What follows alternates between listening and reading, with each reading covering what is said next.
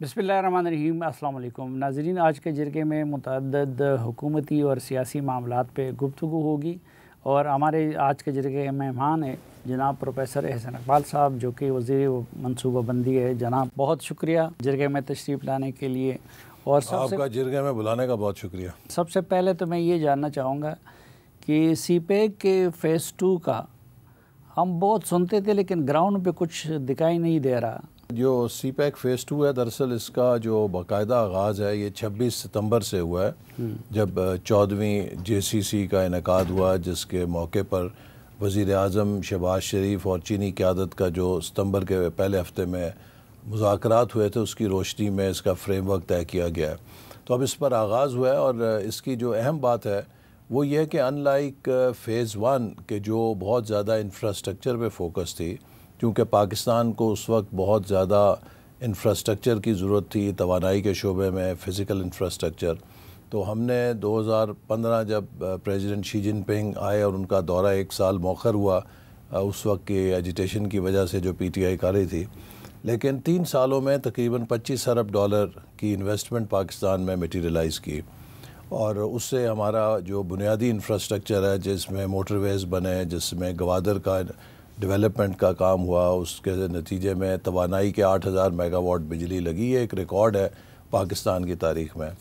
लेकिन बदकिस्मती से फिर जो अगले 4 साल हैं उसमें जहां हमें चोर डाकू का निशाना बनाया गया, इसी तरह सीपैक को भी निशाना बनाया गया और जो PTI हुकूमत के 3 वज़रा थे उनके बयानात को लेकर अमेरिका की असिस्टेंट सेक्रेटरी ऑफ स्टेट ने प्रेस कॉन्फ्रेंस की कि देखिए ये बेल्ट एंड रोड जो है ये सारा करप्शन का और महंगे कर्ज़ों का मंसूबा है, और ये पाकिस्तान के वज़ीर कह रहे हैं।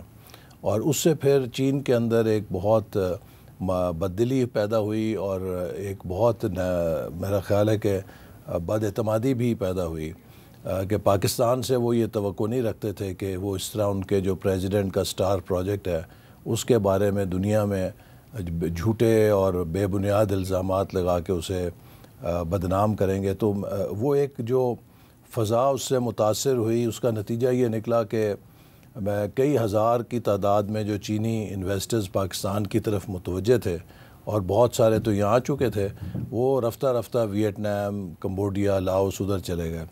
तो फिर 2022 के बाद से हमने दोबारा इंगेजमेंट शुरू की, एतमाद बहाल करना शुरू किया और ख़ास तौर पे वज़ीर आज़म शहबाज शरीफ जब वज़ीर आला थे तो उनका सीपैक के हवाले से जो एक अच्छा तासुर था, फिर मेरा उनके साथ सीपैक के हवाले से जो एक रिश्ता था, हमने मिलकर दोबारा उन्हें इंगेज किया, एतमाद को बहाल किया और उसी का नतीजा निकला कि उन्होंने फ़ेज़ 2 में अब 5 कॉरिडोर्स का ऐलान किया है कि जिन पर हम अमल दरामद करेंगे। पहला कॉरिडोर है ग्रोथ का, कि किस तरह पाकिस्तान की मईशत में ग्रोथ लेकर आई जाए। दूसरा कॉरिडोर है लाइवलीहुड्स का, कि सोशो इकनॉमिक प्रोजेक्ट्स किए जाएं, छोटे छोटे लेकिन पसमानदा इलाकों में जो लोगों की ज़िंदगी में तब्दीली ला सकें, जिनको फिर हम स्केल अप कर सकते हैं। तीसरा जो अहम है वो टेक्नोलॉजी के ऊपर मबनी कॉरिडोर ऑफ इनोवेशन है, चूँकि चीन ने जो नई टेक्नोलॉजीज़ हैं, ख़ास तौर पे जो AI है और डिजिटल टेक्नोलॉजी है, इसमें बहुत महारत हासिल कर ली है और हमारे लिए ये एक बहुत अच्छा मौका है कि हम उनसे इस्तिफ़ादा करें। चौथा कॉरिडोर जो है वो ग्रीन एनर्जी का है, चूँकि अब चीन भी दुनिया में ग्रीन एनर्जी की ट्रांजिशन कर रहा है और उन्होंने कोल बेस्ड प्लांट्स बंद कर दिए हैं, तो वो इसमें भी हमारी मदद करना चाहते हैं। और पाँचवीं चीज़ है कि ओपन रीजनल डेवलपमेंट, कि हम किस तरह से जो पाकिस्तान और चीन का ये फ्रेमवर्क है इसको ख़ित्ते के साथ जोड़ें। तो इस फ्रेमवर्क के अंदर बहुत सारे अब नए मंसूबों का आगाज़ हो चुका है, कुछ का होने वाला है, लेकिन जैसे मैंने कहा कि ये फ़र्क कुछ मंसूबों का आगाज़ हो चुका है। फ़र्क इसमें यह है कि ये इंफ्रास्ट्रक्चर हैवी नहीं है, इसका फोकस है इंडस्ट्रियल कोऑपरेशन पर, इसका फोकस है पाकिस्तान की एग्रीकल्चर सेक्टर की मॉडर्नाइजेशन पर, इसका फोकस है पाकिस्तान के माइंस एंड मिनरल्स के पोटेंशियल को बढ़ाने पर, और इसका फोकस है पाकिस्तान के साथ टेक्नोलॉजी के शोबे में ताउन को आगे बढ़ाने का, और इसी तरह जो सोशो इकनॉमिक सेक्टर है इसके अंदर हम काम करें। तो इस हवाले से जैसे अभी देखिए हाल ही में 1000 पाकिस्तान के एग्रीकल्चर माहिरीन चीन गए हैं اور وہ وہاں پر جدید ترین جو ایگریکلچر میں ٹیکنالوجیز کی اپلیکیشن ہے اس کی تربیت حاصل کر کے آئے ہیں. میرا خیال اب آخری بیچ غالباً وہاں پر ہے, اور یہ 1000 لوگ ہمیں مدد دیں گے کہ ہم چین کا جو ایگریکلچر سیکٹر کا تجربہ ہے اس کی روشنی میں پاکستان کی ایگریکلچرل پروڈکٹیوٹی, پاکستان کو کلائمیٹ ریزیلینٹ کیسے بنانا ہے, اس میں کام کریں. تو یہ ایک بہت بڑا نیا سفر ہوگا جو ایگریکلچر سیکٹر میں کہوں گا کہ گرین ریولوشن 2.0 کی بنیاد رکھ سکے گا. اسی طرح ہم نے جو ٹیکنالوجی کے سیکٹر میں چین کی کمپنیوں کے تعاون سے تقریباً 3 لاکھ نوجوانوں کی سالانہ تربیت آئی ٹی سیکٹر میں ان کو شروع کرنے کا معاہدہ کیا ہے, جس پر اب کام شروع ہو چکا ہے, اور اس کے ذریعے ہمارے نوجوان جو ہیں وہ جدید ڈیجیٹل سکل سیکھیں گے اور وہ پاکستان کے لیے بہت کارآمد ایک میں سمجھتا ہوں ڈیجیٹل اکانومی کے نالج ورکرز بن سکیں گے. اسی طرح جو دیگر شعبے ہیں ہمارے ان میں بھی اب یہ اسپیشل اکنامک زون جو بننے تھے ان کا کیا اس کے اوپر بھی اس پر یہ ہے کہ چائنا کو ہم نے 2 اسپیشل اکنامک زونز آفر کیے ہیں, ایک کراچی میں اور ایک اسلام آباد میں. اس کے لیے ان کی اب ٹیکنیکل کمیٹی آئے گی اور وہ ان کا جائزہ لے گی. انہوں نے اس بات پہ آمادگی کی ہے کہ وہ 2 اکنامک زونز ڈیولپ کریں گے پاکستان میں. پھر اسی طرح جو کراکرم ہائی وے ہے اس کا ایک حصہ رہتا تھا, اور اب چونکہ دیامیر بھاشا ڈیم ہمارا تعمیر ہو رہا ہے, اس سے تقریباً 90 کلومیٹر کے قریب کراکرم ہائی وے کا حصہ اس دریا میں, اس جھیل میں جو لیک ہوگی ڈیم کی, اس میں ڈوب جائے گا. تو اس کے لیے ابھی چین نے اعلان کیا ہے کہ وہ فائنینسنگ دیں گے 85% اور 15% پاکستان اس کو کرے گی, اور اس پر بھی انشاءاللہ بہت جلد اب بیڈنگ ہو جائے گی اور اس پر کام شروع ہوگا. چونکہ یہ ٹائم باؤنڈ ہے, ہمیں 2028 تک اسے مکمل کرنا ہے, اس سے پہلے کہ پانی کا لیول جو ہے اس کو سڑک کو ڈبو دے. اور ساتھ ہی ساتھ ہمارا جو جیسے میں نے کہا کہ ایک جو اس JCC میٹنگ ہوئی تھی, ہم نے ان کو ایک اور اہم تجویز دی ہے جو کہ میں سمجھتا ہوں کہ انشاءاللہ جس میں ہم کامیاب ہوں گے. وہ یہ ہے کہ پاکستان کا صافی صاحب سب سے بڑا ایشو جو ہے وہ ہیومن ریسورس کا ہے, کہ ہمارے پاس ابھی بھی اس سطح کی اور اس درجے میں ہیومن ریسورس نہیں ہے جو ہمارے فیوچر ڈیولپمنٹ کو سسٹین کر سکے. تو ہم نے انہیں ایک ریکویسٹ کی ہے کہ ہم جو AI ہے یا کمپیوٹر یا ایمرجنگ ٹیکنالوجیز ہیں یا ایگریکلچر ہے یا جو انجینئرنگ کے سائنس کے دیگر شعبے ہمارے قومی ترقی سے ضرورت ہے, اگلے 10 سالوں میں ہم 10,000 PhDs ان کی ٹاپ یونیورسٹی سے ٹرین کرانا چاہتے ہیں. ابھی اگر آپ دیکھیے اپنی ملک کا ہائر ایجوکیشن ہی دیکھ لیں, ہمارے جو ہائر ایجوکیشن ہے اس کی سطح تقریباً 13% ہے, بھارت میں 30% ہے, بنگلہ دیش میں 25% ہے. ہم نے اگر بنگلہ دیش کے برابر ہی ہائر ایجوکیشن میں آنا ہے تو ہمیں ہائر ایجوکیشن کو ڈبل کرنے کی ضرورت ہے. لیکن ہمارے ابھی بھی جو فیکلٹی ہے ہائر ایجوکیشن میں وہ غالباً آدھی بھی 1/3 غالباً PhDs ہیں, باقی نان PhDs ہیں. تو ہمارے پاس ہیومن ریسورس کی اس قدر کمی ہے. تو ہم یہ جو ایک ہمارا ان کے ساتھ اب نیا پروپوزل ہے کہ 10,000 PhDs in 10 years, میرا خیال ہے یہ پاکستان کے لیے ایک بہت انقلابی ہوگا اپرچونٹی اور ایک موقع جس سے کہ ہمیں مستقبل کے لیے ایک high quality human resource. Rashakai economic zone کا پہلے کچھ عرصہ بہت غلغلہ رہا, لیکن اب ادھر خاموشی ہے, اس کی کیا صورتحال ہے؟ جی وہ بھی چل رہی ہے. اس میں جو اس کے ایشوز تھے کچھ جو انفراسٹرکچر کے وہ ریموو ہو گئے ہیں, ان کے پاور کے تھے.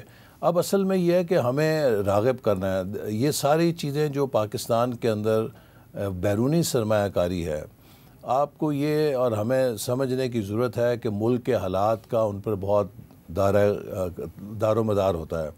آج دنیا میں دوڑ لگی ہوئی ہے, $2 ٹریلین جو ہے وہ گلوب کے گرد گھوم رہا ہے. آج کسی ملک کو سرمایہ کی کمی نہیں ہے, بشرطے کہ وہ ایک انیبلنگ انوائرمنٹ بن جائے.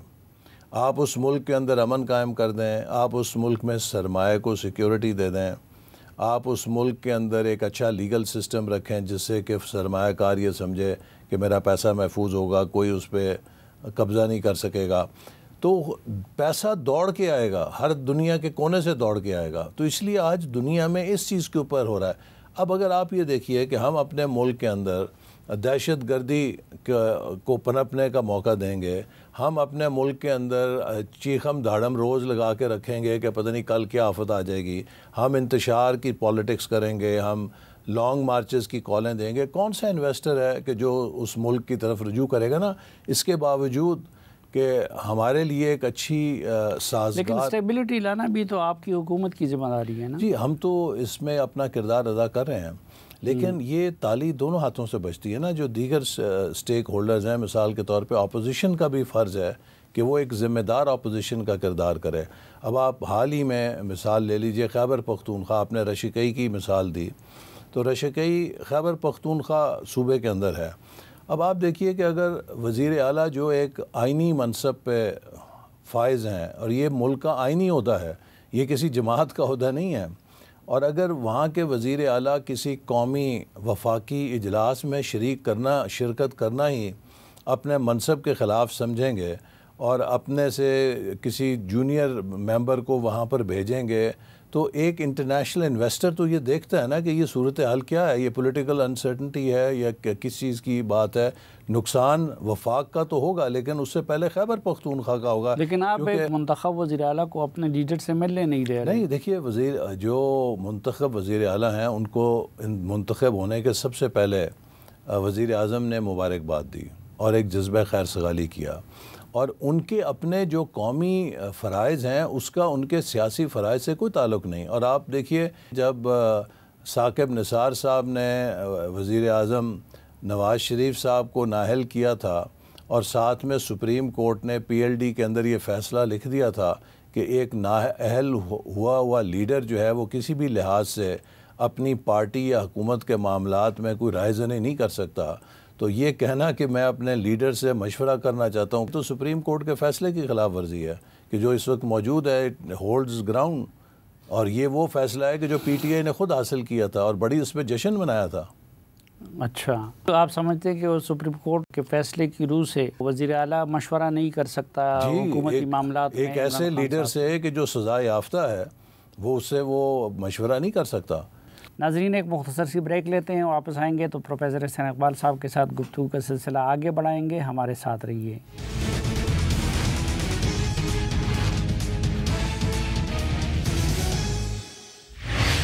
ایک بار پھر خوش آمدید آپ کو جرگے میں۔ آج کے جرگے میں ہمارے ساتھ ہیں جناب احسان اقبال صاحب۔ احسان اقبال صاحب، گوادر ابھی تک کیوں ایئرپورٹ جو ہے وہ فنکشنل نہیں ہو سکا؟ یہ گوادر میں کافی کام ہوا ہے الحمدللہ، اور اس کے اندر جو انفراسٹرکچر ہے اس پر کام ہوا ہے، لیکن جیسے آپ کو معلوم ہے کہ تھوڑا جو اس پر ایک خلل ہے وہ بلوچستان کی سیکیورٹی صورتحال کی وجہ سے ہے۔ اور میں جیسے اب کہہ چکا ہوں کہ اگر ہم نے اس ملک کے اندر معاشی ترقی کرنی ہے اور کسی بھی علاقے میں معاشی ترقی ہونی ہے تو امن اس کے لیے پہلی شرط ہے۔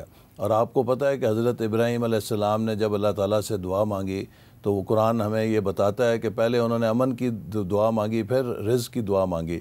اور اس وقت اسی لیے ضروری ہے کہ بلوچستان کے اندر ایسے عناصر کی سرکوبی کی جائے کہ جو وہاں پر دہشت گردی میں چائنیز کو ٹارگٹ کرتے ہیں یا پاکستان کی سیکیورٹی فورسز کو ٹارگٹ کرتے ہیں، اس سے وہ نقصان پاکستانی ریاست کا نہیں کر رہے، اس سے وہ نقصان خود بلوچستان کا کر رہے ہیں کہ جب آپ بلوچستان کو ایک کانفلکٹ ایریا بنا کر پیش کریں گے تو وہ سرمایہ کاری جو بلوچستان کے اندر آنی ہے وہ تو نہیں آئے گی، لوگ تو کون جائے گا جو ایسی جگہ پر سرمایہ کاری کرے گا۔ اسی لیے حکومت بھی پوری کوشش کر رہی ہے کہ یہ جو بیرونی سرپرستی میں وہاں پہ خوارج یا جو ہندوستان کے ایجنٹس اپنی مارکہ حق کی خفت مٹانے کے لیے دہشت گردی کر رہے ہیں، اس کو جلد از جلد ختم کیا جائے تاکہ بلوچستان میں پیس اینڈ آرڈر ریسٹور ہو۔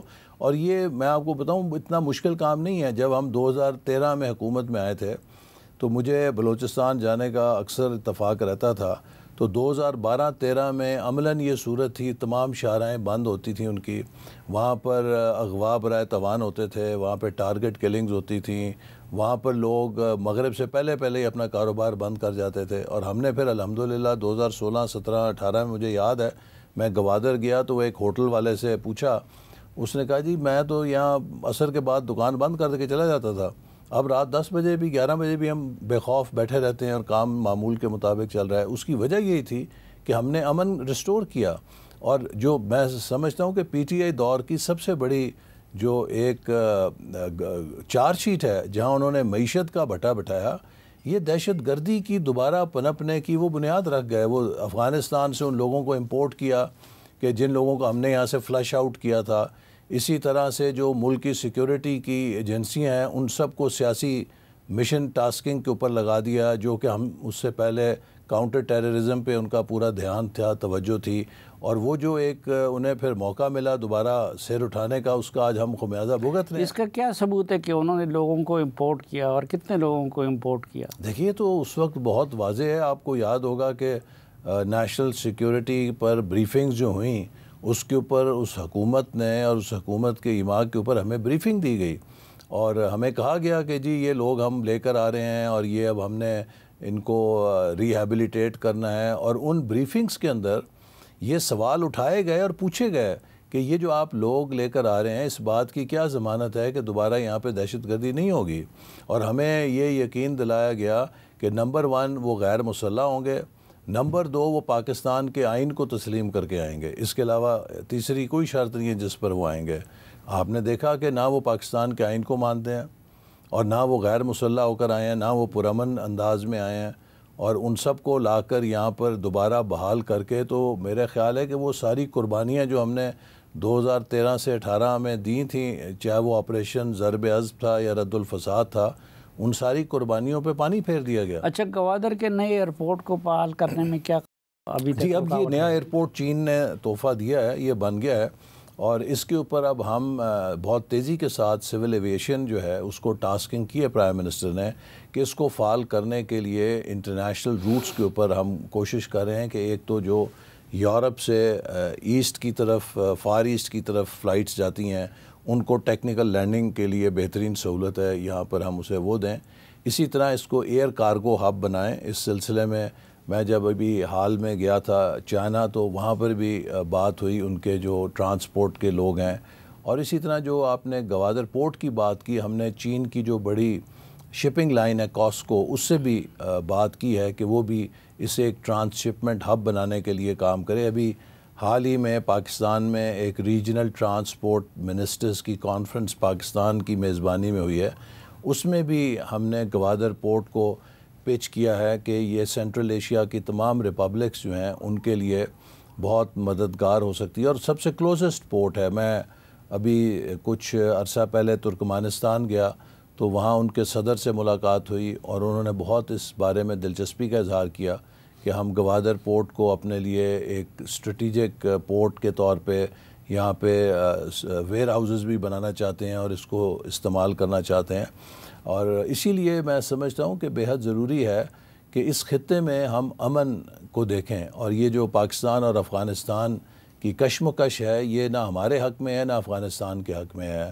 پاکستان اور افغانستان کا جغرافیہ ایک دوسرے سے جڑا ہوا ہے, اور یہ میرا خیال ہے کہ افغانستان کی قیادت ضرور اس بات پر غور کرے گی کہ یہ جو صورتحال ہے اس کا کوئی بینیفیشری نہیں ہے, کوئی تیسرا ملک اس سارے صورتحال کے پیچھے آگ بھڑکانے میں ہے, چونکہ وہ بڑی بری طرح شکست کھائی ہے اس نے, اور اب وہ یہ چاہ رہا ہے کہ کسی طرح سے وہ پاکستان کے لیے مغربی سرحدوں پہ کوئی مشکلات پیدا کرے. تو افغانستان کی قیادت کسی کا اعلی کار بننے کی بجائے میں سمجھتا ہوں کہ انہیں اپنے مفاد میں, اپنے عوام کے مفاد میں سوچنا چاہیے, کیونکہ پاکستان کی جو تجارت ہے سینٹرل ایشیا تک وہ افغانستان سے جڑی ہے, اور افغانستان کی تجارت دنیا کے ساتھ پاکستان کے ذریعے جڑی ہوئی ہے, اور ہمیں اس معاملے میں امن کو قائم کرنے کے لیے بڑی دلجوئی کے ساتھ اور محنت کے ساتھ کام کرنی چاہیے. اور یہ صرف ایک قانونی ذمہ داری نہیں ہے کہ جو افغانستان کی ہے کہ انہوں نے قطر میں جو دوحہ ایگریمنٹ ہوا اس کے تحت اپنی سرزمین استعمال نہیں ہونے دینی دہشت گردی کے لیے, اور سب دیکھیے نا جتنی دہشت گردی ہوئی ہے اس سب کے تانے بانے جو ہینڈلر ہے پتہ لگتا ہے افغانستان میں ہے. بولان ایکسپریس جو ہے ہوتی ہے وہ بھی افغانستان میں ہے, کوئی اور دہشت گردی کا واقعہ ہوتا ہے جعفر ایکسپریس, کوئی اور واقعہ ہوتا ہے اس کا ہینڈلر بھی ادھر سے ہی ریموٹ کنٹرول کر رہا ہوتا ہے. تو یہ چیز تو ان کا فرض ہے کہ اپنی آئینی طور پہ دنیا کے قانون کے تحت, لیکن اس سے بڑھ کر ایک اخلاقی ذمہ داری بھی ہے. دیکھیے پاکستان وہ ملک ہے جس نے 40 لاکھ افغان مہاجرین کو 40 سال پناہ دی. ہم نے ان کے ساتھ دسترخوان شیئر کیا اپنا, انہوں نے یہاں پہ کاروبار کیا. لیکن اب ان کو جس طریقے سے میں کہوں گا کہ ذلت آمیز طریقے سے نکالا جا رہا ہے, تو یہ اپنی اس محنت پہ ہم پانی نہیں پیر رہے ہیں. دیکھیے ذلت آمیز طریقے سے نہیں ہے, یہ صرف انہیں کہا جا رہا ہے کہ آپ کے ساتھ ایک میزبانی تھی, ایک ہمارا تعلق تھا, وہ ایک خیر سگالی کے اوپر تھا نا. اور اگر افغانستان کی حکومت پاکستان سے خیر سگالی کا مظاہرہ نہیں کر رہی اور وہ پاکستان کے دشمنوں کو اپنی سرزمین پر پناہ دے رہی ہے, تو پھر وہ اس کی سزا تو ایک عام آدمی کو ملتی ہے یا عام آدمی کو ملے گی. ہم تو نہیں چاہتے کہ اس طرح کی کوئی بدمزگی پیدا ہو. لیکن آپ مجھے یہ بتائیں صافی صاحب, افغانستان کا بارڈر کتنے ممالک کے ساتھ ہے؟ ازبکستان کے ساتھ ہے. ازبک آبادی افغانستان میں بھی رہتی ہے اور ازبکستان میں بھی رہتی ہے. ان کا بارڈر تاجکستان کے ساتھ بھی ہے. تاجک آبادی افغانستان میں بھی رہتی ہے, افغانی تاجک بھی ہیں اور تاجکستان کے اندر بھی تاجک رہتے ہیں. اسی طرح ایران کی طرف بھی ایرانی ان نسل لوگ جو ہیں وہ کچھ افغانستان میں بستے ہیں, کچھ ایران کی طرف رہتے ہیں. آپ بتائیے کہ کون سا بارڈر ہے افغانستان کا جو اس طرح فری فار آل ہے جس طرح پاکستان اور افغانستان کا سافٹ بارڈر ہے. ہر ملک اپنے بارڈر کو پروٹیکٹ کرتا ہے, ہر ملک اپنے بارڈر کو ایگزٹ اور انٹری کو کنٹرول کرتا ہے. اس طرح تو کسی بھی دنیا کے اندر نہیں ہوتا کہ فری فار آل ہے, جب مرضی دل کی آ گئے, واردات کی اور پھر واپس چلے گئے. تو ہمارا افغانستان سے کوئی جھگڑا نہیں ہے. یہ تو ہمارے ماضی کے حکمرانوں کی پالیسی آتی تھی نا, جنہوں نے ان کو کلی چھوٹ دی ہوئی تھی, اور ایران نے پہلے دن سے ایسا نہیں کیا تھا. تو اب اس کی سزا ان لوگوں کو جو کہ طالبان کے تحت نہیں رہنا چاہتے تھے, اس لیے پاکستان میں آئے ہوئے ہیں یا پاکستان میں رہ رہے ہیں, تو ان کو بھیجنا مناسب ہے کہ جو خود طالبان کے تحت نہیں رہنا چاہتے. اب یہ دیکھیں نا, یہ تو یا تو وہ اپنے آپ کو ایک لیگل سٹیٹس میں کنورٹ کریں, ان کا کوئی ایک لیگل سٹیٹس ہونا چاہیے. کسی بھی ملک میں آپ نے اگر جا کے رہائش لینی ہے تو یا آپ اس ملک کے ویزا ہولڈر ہوں, اس ملک سے آپ اجازت لیں کہ ہم آپ کے ملک میں رہنا چاہتے ہیں. لیکن دنیا میں کوئی ملک کسی بھی آبادی کو دوسرے ملک کی اس طرح اجازت نہیں دیتا. آپ بتائیے نا کہ آج آپ پاکستان سے کسی دنیا کے ملک میں جا کے آزادی کے ساتھ رہ سکتے ہیں؟ وہ کہیں گے جی آپ ویزا لیں, اس ویزے کی میعاد لیں, اس ویزے کا مقصد لیں, اس کے مطابق یہاں پہ رہیں, چاہے 3 مہینے رہیں چاہے 6 مہینے رہیں. غیر معینہ مدت کے لیے کسی غیر ملکی کو کسی ملک میں, دنیا کے اتنے ملک ہیں 200 یا جتنے بھی ہیں, کسی جگہ اس طرح اجازت نہیں ہے. تو ان سے ہمارا تو یہی تقاضا ہے کہ یا وہ پاکستان میں قانونی سٹے کریں, لیکن اگر ان کا غیر قانونی سٹے ہے تو پھر انہیں اپنے ملک واپس جانا چاہیے. بظاہر ٹرمپ صاحب جو مہربان ہوئے ہیں اور روزانہ پاکستان کے حق میں بیانات دے رہے ہیں, تو اس سے کیا چین میں کوئی تشویش نہیں ہے؟ میرا خیال ہے کہ یہ ایک پاکستان کے لیے بہت سنہرا موقع ہے, اور خاص طور پہ اس کا کریڈٹ میں دوں گا ہماری مسلح افواج کو, جنہوں نے فیلڈ مارشل عاصم منیر کی قیادت میں جو مارکہ حق میں کامیابی حاصل کی, اور پھر وزیر اعظم شہباز شریف صاحب کی قیادت میں ہم نے ڈپلومیسی کی, تو اس نے آج پاکستان کی پروفائل کو یکسر بدل دیا. دیکھیے 30 سال سے بھارت نے ایک امیج قائم کیا تھا کہ ہم اس علاقے میں اب تھانے دار بن گئے ہیں, اور بدقسمتی سے جو پی ٹی آئی کا 4 سالہ ایک سیاہ دور تھا جس نے پاکستان کی معیشت کی بنیادیں ہلائیں, اس نے ایک قسم کا ہمیں بھکاری بنا دیا تھا کہ ہمارا وزیر اعظم جہاں جاتا تھا وہ مدد مانگتا تھا. پاکستان کی پروفائل بہت گر گئی تھی, اور میرا خیال ہے اسی وجہ سے ہندوستان کو شے ملی کہ یہ کمزور ہو گئے ہیں اور ہم ان کو ذرا مذاق کر سکتے ہیں. لیکن جس طرح کا انہیں کرارا جواب ملا, جس طریقے کا ہماری مسلح افواج نے انہیں جواب دیا اور ہمیں فتح ہوئی, اس نے پاکستان کے امیج کو اور صلاحیت کو دنیا کے سامنے اجاگر کیا. اور آپ دیکھتے ہیں کہ پریزیڈنٹ ٹرمپ نے فیلڈ مارشل صاحب کے بارے میں خود کہا کہ از اے گریٹ فائٹر, اور وہ اصل بات تو یہی ہے کہ, اور پھر انہوں نے یہ بھی کہا کہ پاکستانی بڑے سمارٹ لوگ ہیں, بڑی سمارٹ چیزیں بناتے ہیں. اب ہماری ایکسپورٹ جو ہے امریکہ کو, وہ کیا ہے, وہ ہم کو سمارٹ پروڈکٹس تو نہیں بیچتے, ہم تو وہاں ٹی شرٹس بیچتے ہیں, ہم تو ٹاولز بیچتے ہیں, ٹیکسٹائل پروڈکٹس بیچتے ہیں. تو سمارٹ چیزیں جو انہیں غالباً بریفنگ دی گئی ہوگی کہ پاکستان نے مارکہ حق میں کس طرح ٹیکنالوجی کے ذریعے ہندوستان کو چت کیا ہے.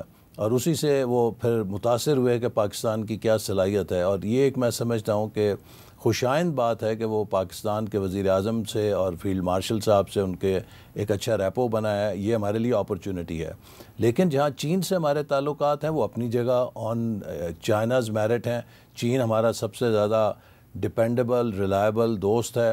اور جب وزیر اعظم تشریف لے گئے تھے چائنا تو انہوں نے چین کی قیادت کو اعتماد میں لیا تھا جو امریکہ کے ساتھ ہمارے تعلقات ہیں. اور اس پر چین نے کبھی، میں آپ کو بتاؤں، میں تو پچھلے کئی سالوں سے وزیر اعظم جتنے بھی ہمارے گئے ہیں ان کے سب کے ساتھ چین کی اعلیٰ قیادت کے ساتھ مذاکرات میں بیٹھنے کا موقع ملا. چائنا کی ہمیشہ سے ہمیں یہی ایڈوائس رہی تھی کہ آپ امریکہ سے بھی اچھے تعلقات کریں، آپ اپنے خطے میں بھی تعلقات بہتر کریں، اور اگر آپ نے ترقی کرنی ہے تو امن کریں. بلکہ انہوں نے اس حد تک اب کہا کہ ہم تو خود امریکہ سے مذاکرات کر رہے ہیں کہ کس طریقے سے ہمارے جو تنازعات ہیں وہ حل ہوں. تو اگر آپ بھی امریکہ سے اپنے معاملات طے کر رہے ہیں تو ہمیں اس پہ کوئی اعتراض نہیں ہے. اور میں سمجھتا ہوں کہ یہ ایک بڑی اچھی سوچ ہے. میں آپ کو ایک مثال دیتا ہوں کہ ہم جب الیکشنوں میں جاتے ہیں نا تو دو طرح کے لوگوں سے واسطہ پڑتا ہے. ایک وہ لوگ ہوتے ہیں جو کہتے ہیں جی کہ میں آپ کا سپورٹر ہوں نا، اب آپ نے میرے مخالف کے پاس نہیں جانا، اگر آپ اس کے پاس جائیں گے میں آپ کو چھوڑ دوں گا. لیکن جو ریئل سپورٹر ہوتا ہے، جو مخلص ہوتا ہے، وہ کہتا ہے جی میں تو آپ کے ساتھ ہوں نا، آپ اس کو بھی جا کے پوچھ رہے ہیں، وہ میرا مخالف ہے لیکن اس کو بھی اگر آپ اپنے ساتھ کر سکیں مجھے کوئی اعتراض نہیں. تو چین اس سینس میں پاکستان کا ریئل ہمدرد ہے. اس نے کبھی ہم پہ شرط نہیں لگائی کہ اگر آپ ہم سے تعلقات رکھنا چاہتے ہیں تو کسی اور سے تعلقات نہ رکھیں، بلکہ ہمیشہ انہوں نے ہمیں یہی کہا ہے کہ ہم آپ کو برادرانہ مشورہ یہ دیں گے کہ آپ سب سے اچھے تعلقات رکھیں اور اپنے لیے امن کے راستے پر چلیں تاکہ آپ ترقی کر سکیں اور اپنے اقتصادی اہداف حاصل کر سکیں جیسا کہ ہم کر رہے ہیں. لیکن ٹرمپ سے مودی کو بھی بڑی امیدیں تھی اور وہ ان کو بھی یار کہا کرتے تھے، لیکن ان کے یو ٹرن لینے میں وقت نہیں لگتا. اگر ٹرمپ نے پاکستان سے متعلق یو ٹرن لے لیا تو پھر کیا ہوگا؟ دیکھیے میں سمجھتا ہوں کہ صدر ٹرمپ جو ہیں وہ اس وقت تک ان کا جو ٹریک ریکارڈ ہے وہ یہ سامنے آ رہا ہے کہ وہ جنگ کو چاہتے ہیں کہ دنیا کو روکا جائے اس سے، اور انہوں نے ابھی تک کسی جنگ کو پروموٹ نہیں کیا، اور انہوں نے انڈیا پاکستان کی جنگ کو رکوایا. پھر اسی طرح انہوں نے مڈل ایسٹ میں بھی اب کوشش کر کے ایک پیس ایکارڈ کرایا ہے. اور میں سمجھتا ہوں کہ ان کی کوشش یہی ہوگی، جو وہ ایک بزنس مین ہے، کہ امریکہ کے لیے وہ بہتر تجارتی مواقع دنیا میں پیدا کریں، اور یہی ان کی تمام جو گفتگو ہے اس سے ظاہر ہو رہا ہے. تو ہمیں کوشش یہ کرنی چاہیے کہ ہم جو ایک اپرچونٹی ملی ہے اس کا بھرپور فائدہ اٹھائیں. دنیا میں ڈپلومیسی جو ہے نا ہر ملک اپنے مفاد کے تحت کرتا ہے، اور آرٹ آف ڈپلومیسی یہ ہے کہ آپ اپنے اور دوسرے ملک کے مفادات میں کنورجنس کیسے لے کر آتے ہیں.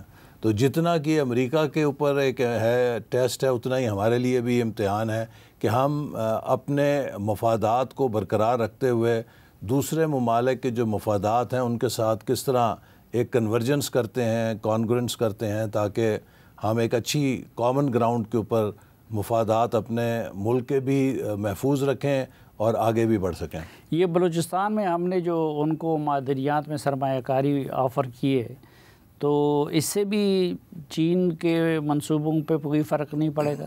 دیکھیے صافی صاحب، پاکستان میں یہ ایک شعبہ ایسا ہے جو بڑا انٹیپڈ ہے. ہمارے پاس ٹریلینز آف ڈالرز کے معدنیات ہیں، اور پرٹیکولرلی اب جو نئی معیشت ہے اس میں جو کرٹیکل منرلز ہیں وہ اللہ تعالیٰ نے ہمیں بہت ان سے نوازا ہے.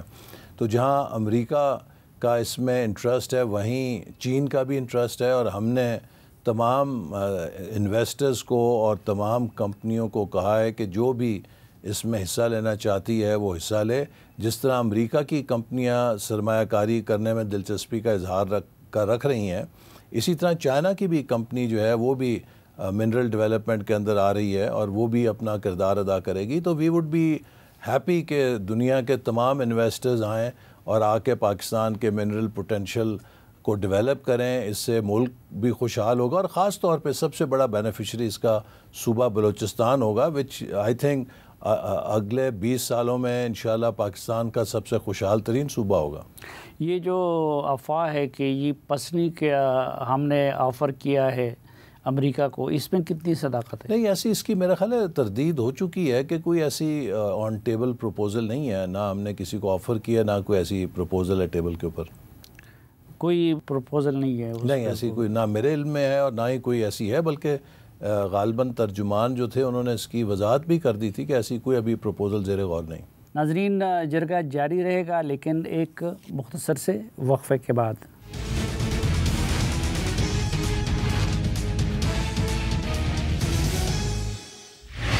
ایک بار پھر خوش آمدید آپ کو جرگے میں. آج کے جرگے میں ہمارے ساتھ ہے وفاقی وزیر منصوبہ بندی جناب پروفیسر احسن اقبال صاحب. خیبر پختونخوا کی طرف سے یہ الزام لگ رہا ہے کہ جی ہمیں اپنے حصے کے فنڈز نہیں دیے جا رہے ہیں. دیکھیے، خیبر پختونخوا کے حصے کے مکمل فنڈز مل رہے ہیں اور ہم کسی قسم کی ان کے ساتھ امتیازی کام نہیں کر رہے. صرف ایک چیز ہے جس پر پچھلی جو حکومت تھی اس کے ساتھ ہم نے مل کر ایک میکنزم بنایا ہے. چونکہ جو نیولی مرج ڈسٹرکٹس ہیں ان کے اوپر وفاقی حکومت فنڈز دیتی ہے تقریباً 40 ارب روپے کے قریب، اور ان کے حوالے سے یہ شکایات آئی تھیں کہ وہ فنڈز جو ہیں وہ ان علاقوں سے باہر بھی خرچ ہو رہے ہیں. اور ہم نے پھر آڈیٹر جنرل کو بھی کہا کہ اس کی آپ آڈٹ کریں کہ یہ فنڈز کیسے ہو رہے ہیں. اور پھر خاص طور پہ جب وفاقی حکومت اتنا خطیر رقم دے رہی ہے تو آپ اس رقم کو سیاسی بنیادوں پر استعمال کر کے وفاقی حکومت کے خلاف ہی استعمال کریں، یہ تو کسی بھی درجے میں جائز نہیں ہے. تو ہم نے پچھلی جو علی امین گنڈا پور صاحب کی حکومت تھی اس میں ایک میکنزم بنایا تھا کہ وہ فنڈز جو نیولی مرج ڈسٹرکٹس کے لیے وفاقی حکومت خصوصی پیکج کے تحت دیتی ہے، وہ ایک جوائنٹ کمیٹی ہوگی جس کو وزیر اعلیٰ ہی ہیڈ کریں گے. اس میں وفاقی حکومت کے بھی نمائندے ہوں گے، صوبائی حکومت کے بھی نمائندے ہوں گے، اور وہ مل کر اس سے پھر اسکیموں کا انتخاب کریں گے. اور ہم نے پچھلے سال اس سے وہاں پر تقریباً میرا خیال ہے ایک خطیر رقم 12-13 ارب مجھے ایگزیکٹ یاد نہیں سولر پروجیکٹس کے لیے دی ہے کہ جو نیولی مرج ڈسٹرکٹس ہیں جہاں پر بجلی نہیں ہے، لوگوں کو گھروں میں سولر پاور کی سہولت فراہم کی جائے. اسی طرح تقریباً 2 ارب روپے سے تھوڑی زیادہ رقم فاٹا یونیورسٹی کے لیے جاری کی ہے. اور پھر 7 ارب روپے ہم نے جاری کیے ہیں کہ جو نیولی مرج ڈسٹرکٹس ہیں ان میں پولیس کا کوئی انفراسٹرکچر نہیں ہے کہ اس کو بنایا جائے اور وہاں پہ تھانے ٹھیک بنائے جائیں، پولیس کو ایکوپمنٹ دیا جائے تاکہ لا اینڈ آرڈر کی صورتحال ٹھیک ہو. اور اسی طرح جو اب اس سال کے لیے بھی ان کا فنڈ رکھا گیا ہے اس میں بھی ہم ان کے ساتھ مل کر ان نیولی مرج ڈسٹرکٹس کے لیے ایسے منصوبے شروع کریں گے جن کا امپیکٹ ہو، وہاں پہ لوگوں کی زندگیوں پر اثر ہو، بجائے یہ کہ وہ ایسے ہی سیاسی بنیادوں پر ضائع کر دیے جائیں یا ان کے حوالے سے شکایات آئیں. تو صوبائی حکومت کے ساتھ مل کر ہم اس پیسے کو نیولی مرج ڈسٹرکٹس جو ایکس فاٹا تھا وہاں کے عوام کی سہولت کے لیے، ان کی حفاظت کے لیے استعمال کریں گے. ہم نے پچھلے سال بھی وہ سارے فنڈ ریلیز کیے. لیکن سرفراز عزیز مرحوم کی جو کمیٹی تھی اس نے جو سفارش کی تھی وہ 3% آف ڈیویزیبل پول کی سفارش تھی کہ ہر سال دیے جائیں گے. اس میں نا 2 حصے، وہ تو 100 ارب سے زیادہ بنتے ہیں. وہ اس کے 2 حصے تھے. ایک حصہ وہ تھا جو وفاقی حکومت نے دینا تھا، دوسرا حصہ اس کا وہ تھا کہ جو دیگر تمام صوبائی حکومتوں کو کہا گیا تھا کہ وہ خصوصی طور پہ فاٹا کے لیے دیں. مسئلہ یہ ہوا ہے کہ دیگر صوبوں نے وہ پیسہ نہیں دیا، لیکن جو وفاقی حکومت کے حصے کا پیسہ تھا وہ ہم باقاعدگی کے ساتھ دے رہے ہیں. اس کے لیے NFC کا اجلاس بلانا چاہیے تھا نا، تاکہ پتہ تو چلے کہ کون سا صوبہ انکار کر رہا ہے. اس کے لیے دیکھیے ہم تو بہت دیر سے تقاضا کر رہے ہیں، بلکہ ہماری منسٹری آف پلاننگ نے تو پرائم منسٹر کو خط بھی لکھا ہے. یہ صرف مسئلہ ایکس فاٹا کا نہیں ہے، اوورآل اس وقت جو فسکل سچویشن ہے پاکستان کی اس کے تحت ضروری ہے کہ آزاد جموں کشمیر، گلگت بلتستان اور پھر جو خیبر پختونخوا میں فاٹا کے علاقے مرج ہوئے ہیں، اس حوالے سے ان علاقوں کو ان کی آبادی کے لحاظ سے ڈویزیبل پول سے حصہ ملنا چاہیے. یہ ان کا بنیادی حق ہے، تو ہم تو اسے سپورٹ کرتے ہیں. اور اسی طرح جو فیڈرل گورنمنٹ ہے اس نے ایسا بوجھ اٹھایا ہوا ہے کہ وہ چیزیں کہ جو صوبائی حکومت کو جا چکی ہیں 18ویں ترمیم سے، مثال کے طور پہ سوشل ویلفیئر ہے، پاورٹی ایلیویشن ہے، یہ سب صوبائی شعبہ جات ہیں، لیکن ہم تقریباً اس وقت 700 ارب سے زیادہ بیسپ کے پروگرام کو فائنانس کر رہے ہیں. یہ ایک اضافی بوجھ ہے وفاقی حکومت کے پاس. ہمارا جو ترقیاتی بجٹ ہے اس کا حجم گھٹتا جا رہا ہے. پچھلے سال 1100 تھا، اس سال 1000 ہے، اور آپ کو سن کے حیرت ہوگی کہ 2018 میں 1000 ارب تھا، اسے تو اب کوئی 2500 ارب ہونا چاہیے تھا، چونکہ وفاقی حکومت کا جو محاصل صوبوں کو 60% چلے جاتے ہیں، اس کے بعد جو تھوڑا سا پیسہ ہمارے پاس بچتا ہے اس میں سے تقریباً نصف کے قریب قرضوں کی ادائیگی میں چلا جاتا ہے۔ آپ لوگ اپنے آپ کو جمہوری کہتے ہیں اور کہتے ہیں کہ ملک پہ جمہوریت ہے، تو ٹی ایل پی پہ پابندی کیوں لگا دی؟ دیکھیے، جو ٹی ایل پی پہ پابندی ہے، یہ چونکہ بدقسمتی یہ ہے کہ ہم سب مسلمان ہیں، اور میں سمجھتا ہوں کہ نبی کریم صلی اللہ علیہ وسلم سے ان کی ناموس اور ان کی ختم نبوت، یہ ایک ایسا معاملہ ہے کہ اس پہ ہر وہ شخص جس نے کلمہ پڑھا ہے وہ اس کا چوکیدار ہے۔ اگر کسی مسلمان کے دل میں سوئی برابر بھی نبی پاک صلی اللہ علیہ وسلم کے ناموس یا ان کی ختم نبوت کے بارے میں شبہ ہو، اس کا ایمان ڈہ جاتا ہے۔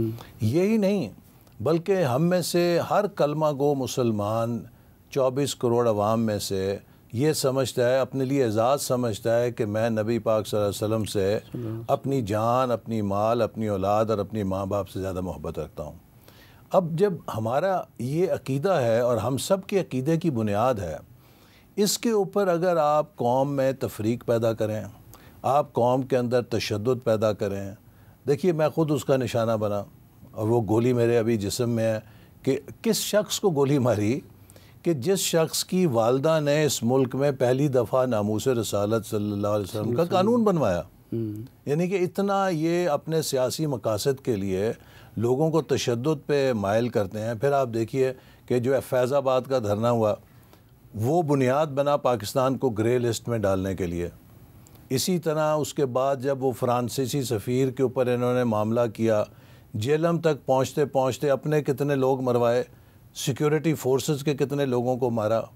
اب پھر جب یہ نکلے لاہور میں پولیس والوں کو مارا، رینجرز کو مارا، اور پورا اسلحہ لے کر نکلے۔ اب آپ مجھے یہ بتائیے، اچھا پھر جو بھی ملک کے اندر ایسا واقعہ ہوتا ہے کہ جس میں کوئی تشدد ہو، مثال کے طور پہ سیالکوٹ کے اندر کیا ہوا، ایک سری لنکن کو مارا گیا، اور وہی جو ایک انہوں نے لوگوں میں جنونیت اور انتہا پسندی پیدا کی، اس کے نتیجے میں پاکستان کی پوری دنیا میں جو بدنامی ہوئی، اور جس طرح پھر پوری قوم نے بعد میں معافیاں مانگی۔ لیکن مریدکے میں تو ان کو محاصرہ کیا گیا تھا اور وہ خود امن کے لیے تیار تھے، ان کے پاس اسلحہ بھی نہیں میری ابھی بات ہوئی تھی پنجاب میں، جو خواجہ سلمان رفیق صاحب ہیں جو ان سے مذاکرات کر رہے تھے، وہ کہا کہ ہم نے آخری وقت تک ان کو بہت منتیں کیں کہ آپ اپنی ضد چھوڑیں۔ آپ دیکھیے غزہ کے اندر امن ہو گیا ہے، غزہ میں لوگ مٹھائیاں بانٹ رہے ہیں، آپ کس چکر میں جا رہے ہیں؟ دیکھیے یہ اگر آپ ان کو ریلیٹ کریں نا، ایک طرف فتنہ خوارج جو ہے مغربی سرحدوں سے اپنے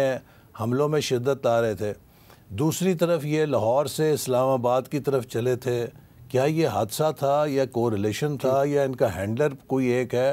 یہ ساری چیزیں ریاست کے لیے ایک بہت بڑا چیلنج بن جاتی ہے نا۔ آپ ضرور سیاست کریں، آپ ضرور اپنے کام کو سیاسی طور پہ بڑھائیں، لیکن جب آپ مذہب کو انتہا پسندی اور تشدد کا اعلی کار بنائیں گے، اپنے نوجوانوں میں جنونیت پیدا کریں گے۔ دیکھیے کیا اشر ہوا تھا جرمنی میں جب ہٹلر نے جنونیت پیدا کی، اس کے بعد جرمنی کا کیا اشر ہوا۔